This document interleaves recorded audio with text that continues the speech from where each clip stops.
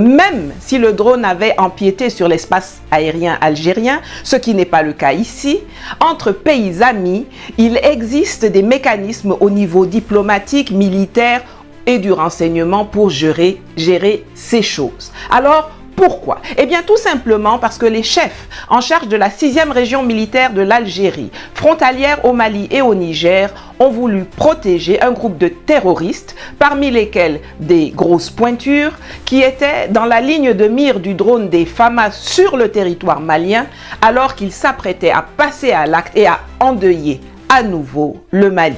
La déstabilisation d'un pays africain ne s'est pas toujours déroulée par l'intermédiaire d'un autre pays africain. L'idée d'une Afrique unie est-elle encore possible? Pour cela, on va regarder ensemble le début du conflit actuel entre le Mali, l'une de nos 3 étoiles de l'Alliance des États du Sahel, et l'Algérie.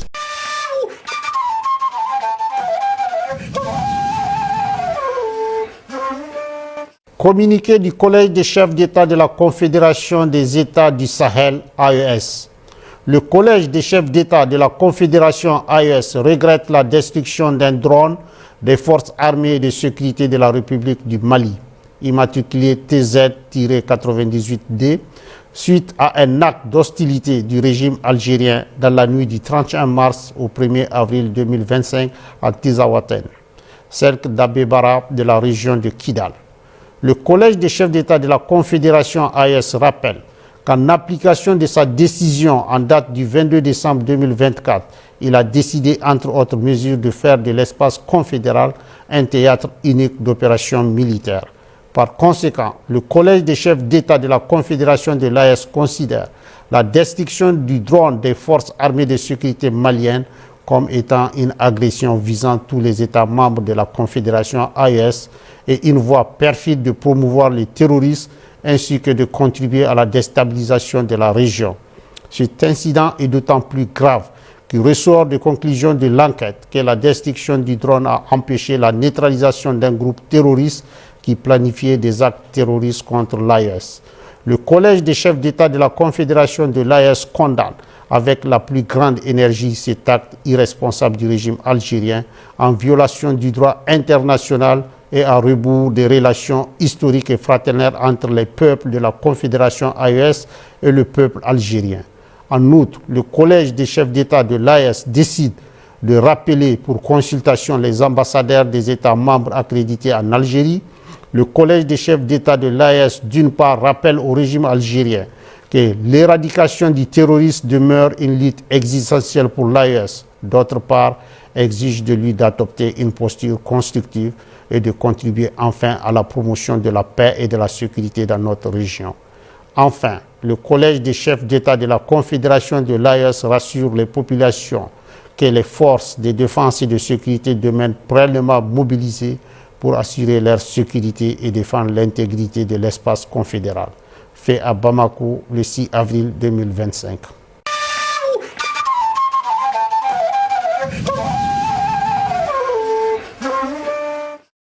Ce matin, nous avons, à la demande des plus hautes autorités du pays, appelé l'ambassadeur de la République algérienne démocratique et populaire, conformément au communiqué du gouvernement qui a été publié. Nous avons élevé une vive protestation auprès de l'ambassadeur algérien par rapport à cet incident. Et nous avons marqué aussi notre grande surprise que cet incident soit intervenu entre le Mali et la République algérienne démocratique et populaire, et surtout notre mécontentement. Le Mali et l'Algérie ne sont pas des pays en guerre. Et de notre point de vue, rien, absolument rien, ne saurait justifier que les forces de défense algériennes puissent s'attaquer militairement à un aéronef des forces de défense et de sécurité du Mali.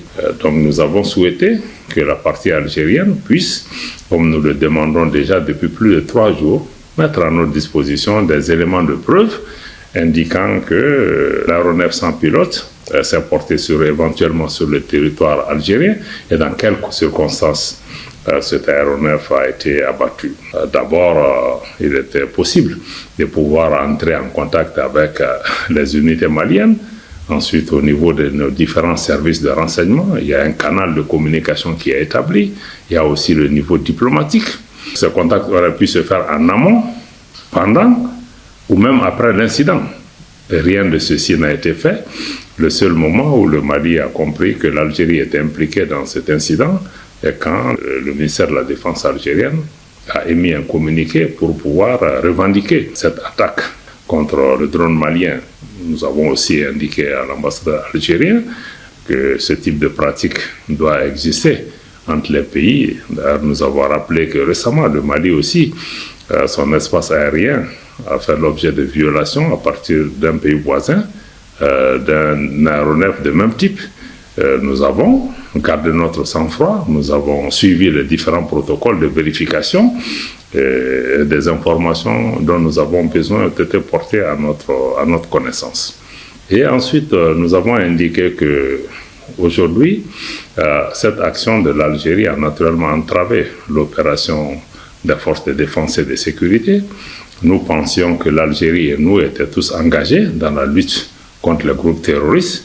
Nous trouvons inacceptable que l'Algérie puisse servir de base arrière pour des groupes armés qui ont aujourd'hui revendiqué des attaques terroristes sur le sol malien. Et nous attendons les éléments de preuve de la partie algérienne. Des démarches seront entreprises aussi au plan international pour pouvoir situer les responsabilités. Il s'agit d'un précédent extrêmement fâcheux. Il y a 7 mois, je vous disais que l'Algérie est la base arrière des terroristes qui attaquent le Mali.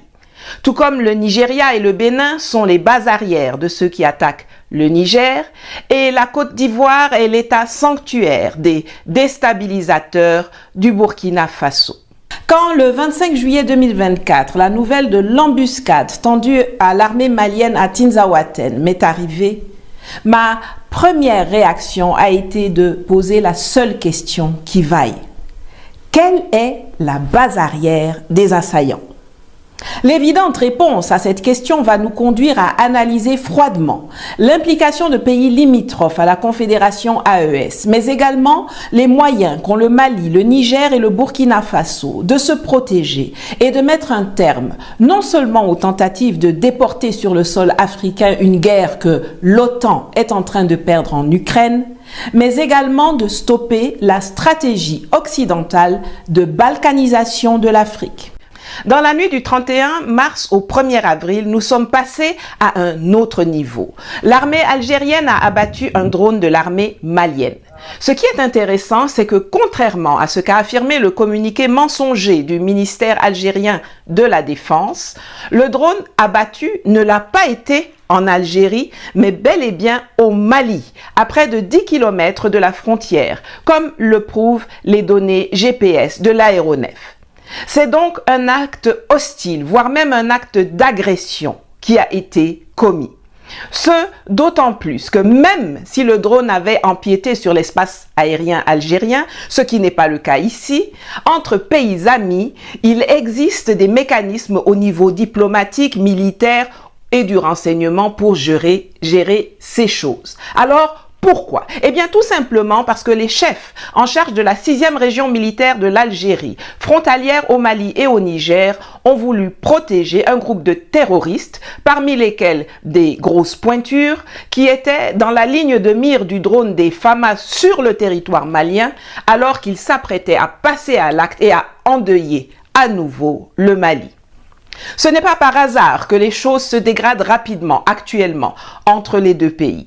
Le refroidissement algéro-malien est proportionnel au réchauffement des relations diplomatiques entre la France et l'Algérie, affiché en Mondovision. C'est ainsi que la destruction du drone malien par l'armée algérienne a été précédée dans la même journée d'un roucoulement. D'une conversation téléphonique entre Tebboune et Macron le 31 mars. Je vous mets un extrait du communiqué conjoint officiel. Les deux présidents sont convenus que la force des liens, en particulier humains, unissant la France et l'Algérie. Les intérêts stratégiques et de sécurité respectifs des deux pays. Les défis et crises auxquels l'Europe, la Méditerranée et l'Afrique étaient confrontés.